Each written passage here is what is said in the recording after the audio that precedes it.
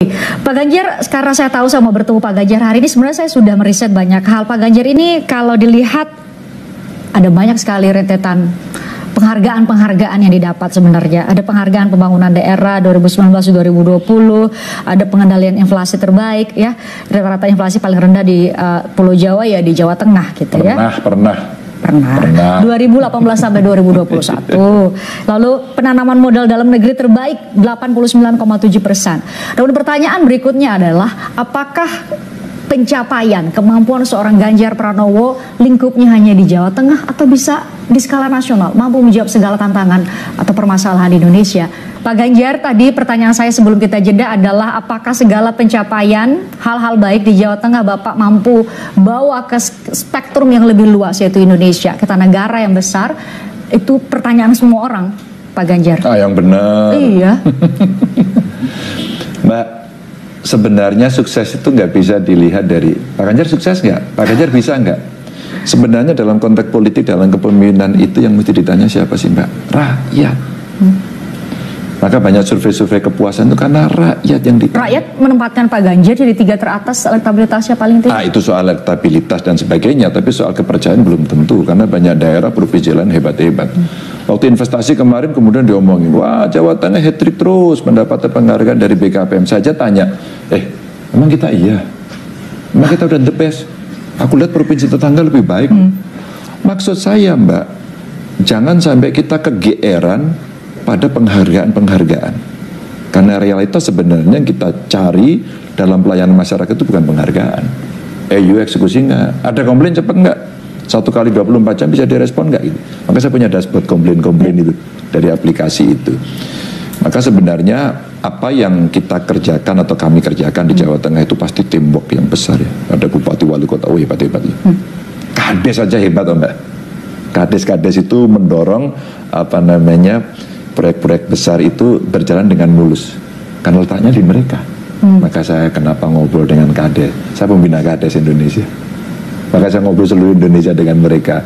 Nah pada saat itulah sebenarnya menjawab pertanyaan itu bisa nggak ini diterapkan, itu perlu mengorkestrasi visi. Apakah kita sepaham? Umpama apakah ekonomi kita mau tumbuh bareng-bareng? Jawab, ini konsensus. Kalau kita tidak sepakat pada konsensus ini, tidak ada komitmennya, omong kosong, omdo itu. Kalau sudah kita punya, maka value apa yang mesti kita berikan? Tidak korupsi sanggup. Kalau kamu tidak korupsi sanggup, udah deh investor tuh masuk semua. Udah deh orang di tempatmu seneng semua. Kamu mau mempermudah seluruh rakyat publik, maka mereka gak usah kampanye kamu. Mau jadi pilkada, gak usah. Kamu pasti akan senang. Saya 2 kali dipercaya masyarakat, dipercaya partai-partai untuk bisa menjadi kepala daerah. Kampanyenya enteng-enteng aja Mbak. Tapi kita mesti konsisten. Maka ketika rakyat menilai itu, apakah bisa, apakah tidak, kata rakyat apa? Karena kalau rakyat percaya dia dukung. Nah, kalau rakyat nggak percaya dia mau dukung. Nggak dipilih lagi pada saat pemilu berikutnya. Pak Ganjar, saya harus tanyakan ini karena banyak sekali dari sekian banyak rakyat Indonesia, ada juga yang belum yakin untuk memilih Bapak atau percaya kepada Bapak bisa menjadi pemimpin Indonesia masa depan. Kata mereka, Pak Ganjar ini misalnya di media sosial aja. Iya. Benar demikian? Tidak apa-apa. Jadi masyarakat itu dalam konteks demokrasi dan demokratisasi hari ini, di era digital dan di era medsos, maka orang itu boleh menilai siapapun dengan cara apapun. Yang dinilai jangan baper. Pak Ganjar pencitraan, saya gubernur, saya harus membangun citra Jawa Tengah. Justru harus citra Jawa Tengah. Anda jadi host di berita, di televisi ini nggak membangun citra. Harus Pak, personal branding itu. Pasti ilmu branding itu ada untuk memberikan keyakinan. Ya jangan pasrah-pasrah gitu aja. Maka sebenarnya dalam konteks medsos dan sebagainya itu saya sampaikan, itu cara lain saya berkomunikasi. Kalau saya ketemu dengan romo kiai, pendeta, tokoh agama, saya datang, sungkem, ngobrol. Tapi kalau saya ngomong sama anak-anak kita yang masih muda, anak SD, SMP. Terus saya bilang, anak-anak, Pak Gubernur mau menyampaikan sesuatu. Ya enggak lah, ketemu anak-anak, sini, selfie yuk, selfie dulu. Mbak, menangkan hatinya dulu, baru menangkan pikirannya. Winning the heart, saya senang ya. Siapa mau mainan? Saya Pak, kumpul-kumpul. Oke, ya. Pak Gubernur pesan ya, harus hormat sama orang tua lu ya. Kamu harus sayang sama teman-temanmu, nggak boleh membuli, oke? Beda agama, beda suku, apapun nggak boleh dibully. Itu temenmu, mesti kamu sayangi. Medianya itu, Mbak. Terus kemudian kita vlog. Kemudian saya tampilkan. Apa kata mereka? Itu saya. Dan itu akan menjangkau semuanya, borderless, Mbak. Ya. Ini dunia digital. Kecuali kita tidak paham dunia hari ini. Oke. Ada perubahan teknologi informasi yang harus disesuaikan atau betul para pemimpin menyesuaikan dengan era saat ini di saat teknologi informasi menuntut perubahan kanal-kanal komunikasi. Bicara soal media sosial, ada satu sosok sebenarnya yang menarik perhatian publik sekali. Terakhir kalau saya lihat di media sosial Pak Ganjar, Ibu Atikoh malah justru diminta foto minta tolong fotoin dengan Pak Ganjar sama warga. Ibu itu sosok seperti apa sih paling banyak mendampingi Bapak setiap hari? Dia ngerti kadang-kadang suaminya itu memang aneh gitu kali ya. Kadang-kadang lucunya juga kayak gitulah gitu. Cuman saya itu merasa ya saya tidak mau tercerabut dari akar saya. Saya dulu ya main bola, mandi di kali gitu ya, waktu kecil gitu ya, main sama temen, bukan main gadget kan belum ada. Jadi saya tuh suka sama anak kecil, itu saya suka sama anak kecil. Dan kami tiap hari jalan kaki, kadang-kadang lari-lari, istri juga. Kalau istri saya itu sosok yang sama senengnya. Jadi waktu saya sepedaan itu judulnya suami istri goes. Saya jatuh nggak boleh ikut sepedaan. Saya menemani karena dia hobinya lari, saya ikut lari gantian. Dan tiap hari kami jalan. Dengan tiap hari kami jalan, kami masuk kampung-kampung. Tiap hari kami dialog. Pak Ganjar, anak saya tuh masih ada problem di sekolah, ketemu langsung kan? Pak Ganjar ada sampah di situ, oke nanti saya telepon lurahnya. Mereka menyampaikan, atau hanya sekedar mereka Pak pingin selfie. Awal-awal Mbak istri saya pada saat selfie gitu, resep, repotin. Tapi begitu mendampingi suaminya, oh suamiku itu ternyata bukan milikku, bukan milik anakku ya. Akhirnya dia menyadari milik publik ya.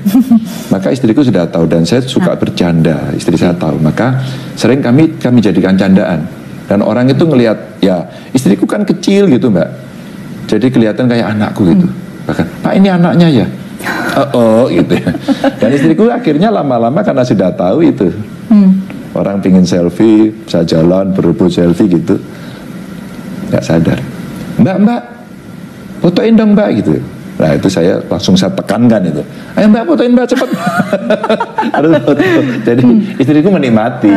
Jadi dia mengikuti stylenya suami bahwa ya inilah rakyat, inilah cara berkomunikasi dalam frekuensi mereka. Dan terakhir biasanya kalau sudah foto gini, Mas, udah kenal ibu? Udah kenal istri saya belum? Lah itu bojoku yang bilang gitu baru ketawa. Minta maaf langsung. Dan sebenarnya saya asik-asik aja. Oke. Pak Ganjar, saya sebagai perempuan senang dengan adagium ini bahwa di balik sosok pria yang hebat pasti selalu ada perempuan yang hebat.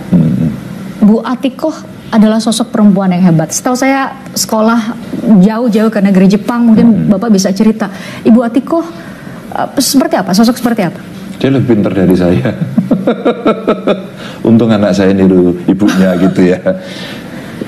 Jadi dia yang saya tanya sama kakaknya, sama adiknya, pembelajar yang baik, cukup tekun dalam belajar, maka sering berprestasi gitu ya.